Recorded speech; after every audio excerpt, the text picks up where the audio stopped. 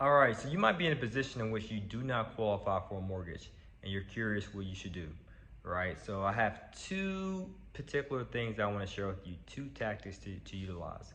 But before I get into the two tactics, I want to first tackle this, the mindset, right? I don't ever want you to be in the mindset of, oh man, I applied for a mortgage and I got denied. So I guess owning my own home isn't for me. Or I guess being a real estate investor is for me. Hence, the reason why I didn't get qualified for a mortgage. That is a negative mindset. You're not a loser. You are a winner, right? So you want to make sure you have the proper mindset. You might be thinking, oh, Juan Pablo, I do have negative things on my credit, or I don't make enough money, or I get paid under the table. So I already know right off the bat that's not the right mindset you want to have. Let me share with you the story that I went through, my story of a process that I went through when I started applying for mortgages. So I had full confidence and faith that I could qualify for a mortgage. And I was working with a mortgage broker. So as what a mortgage broker does, he shops around for mortgages for you, right, to see which mortgage product would be the best for you. And I can recall vividly that I would get denial letter after denial letter after denial letter in the mail. But this is the trick.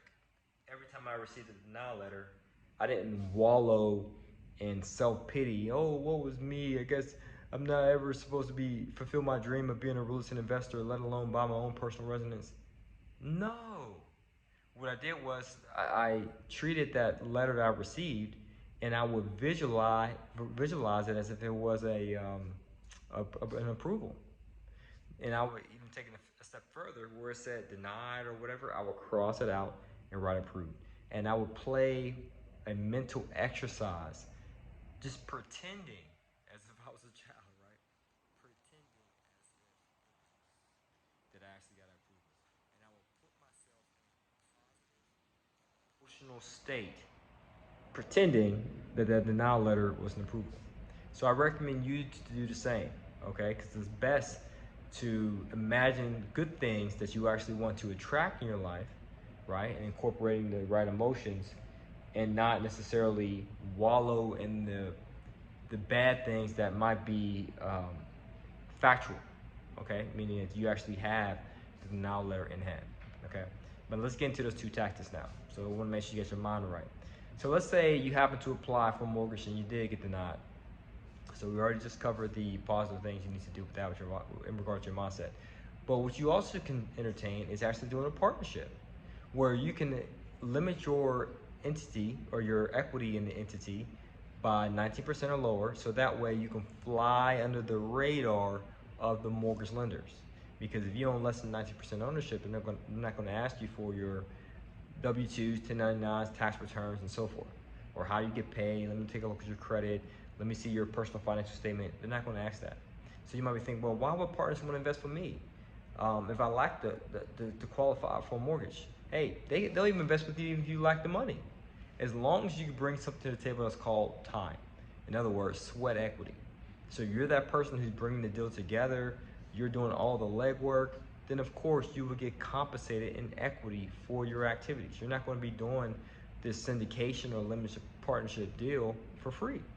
You got to get paid somehow. So you get paid through equity in a deal, as well as cash flow and things like that. So you might be thinking, again, here's that negative mindset creeping back up. But hey, I don't have any partners. Everyone that's in my circle is broke. All right, well, expand your circle, right? Figure it out. Do you think every real estate investor who is successful became successful without any obstacles? Do you think they all had squeaky clean credit? Do you think they all had millions of dollars in the bank before they invested? Or do you think they all had access to partners who had $1 million in the bank? No, right? Every time they faced an obstacle, they always thought, how can I go over it, around it, beneath it, through it, and so forth. So you have to think the same way, okay? Now, this is the second tactic. So the first tactic, entertain partnerships, syndications, things of that nature. Second tactic is this. You still got to clean it up, right? So if you realize that your credit is holding you back, then clean your credit up. If you realize that you haven't filed your tax returns in a few years, then file your tax returns. I'm sure it may hurt, right? Meaning because you might have to owe Uncle Sam some money, but guess what? If I wanted to buy the property, and I'm speaking from experience here, when I wanted to buy a property and I had to amend my taxes and report more income, or I had to do this and do that, and I had to owe Uncle Sam more money, then so be it. That's just the bullet that I have to bite in order to get the deal closed. Because if my desire was to own this property, or my desire was to be a real estate investor, then I gotta do what it takes, period. I gotta make that sacrifice. And I'm glad I did, right? So, and same thing, if you have to clean up your credit, sure, it might hurt because you might have to pay someone or to fix it for you, or you might have to spend time trying to do it yourself. But hey, if that's what it takes, then that's what it takes. But just don't allow the current circumstances, the facts, to get you unmotivated, wallowing in your own self-pity. Stop that. It does you no good. It doesn't benefit you or your family, especially if you're in that situation in which you're investing in real estate, or you're buying a house for your family. You're doing them a disservice by being negative. And here's a newsflash: it's easy to think negatively. It's easy to convince yourself, oh, so maybe I shouldn't do it based upon the facts.